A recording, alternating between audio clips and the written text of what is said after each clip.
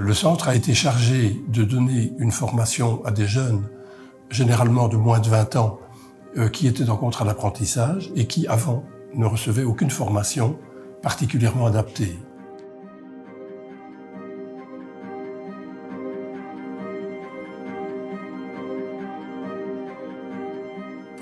À l'origine, le centre a donc été créé il y a exactement 60 ans, ce 26 août 2020, pour répondre à une obligation légale, puisque c'est à cette époque que pour devenir indépendant, il a été obligatoire de faire ses preuves de compétences dans le domaine de la gestion et dans le domaine technique.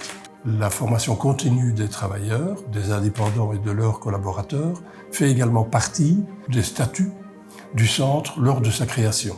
Les centres qui ont été créés pour l'ensemble du territoire de Belgique en 1960 sont représentés au départ par un organisme central et avec la régionalisation de l'État depuis maintenant 17 ans, c'est l'IFAPME qui est un organisme public wallon qui supervise, qui coordonne et qui contrôle les centres de formation.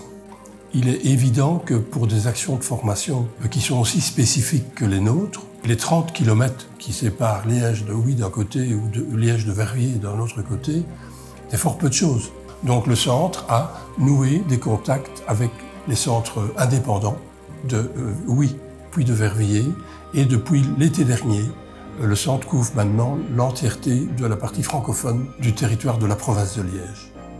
Alors le centre ne s'est jamais, je dirais, concentré sur lui-même. Il a toujours été ouvert largement à son environnement.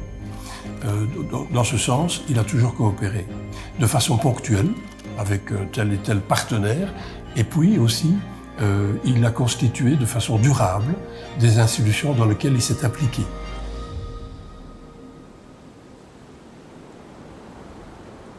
Alors le centre IFAPME Liège-Huy-Verviers, c'est 60 ans d'expérience.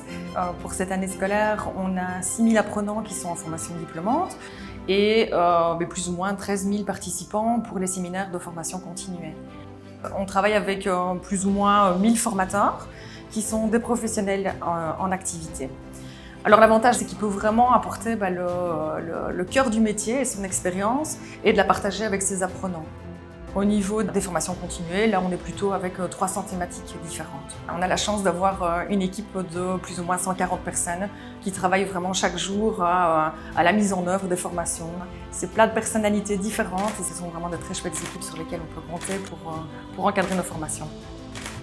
Alors un défi important, c'est évidemment la transition numérique. Dans beaucoup de métiers, le numérique va avoir un impact important sur la manière de travailler.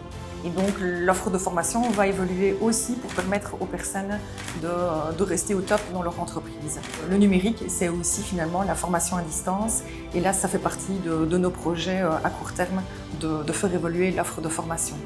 Alors on a également ce souhait de toujours avoir un équipement de pointe.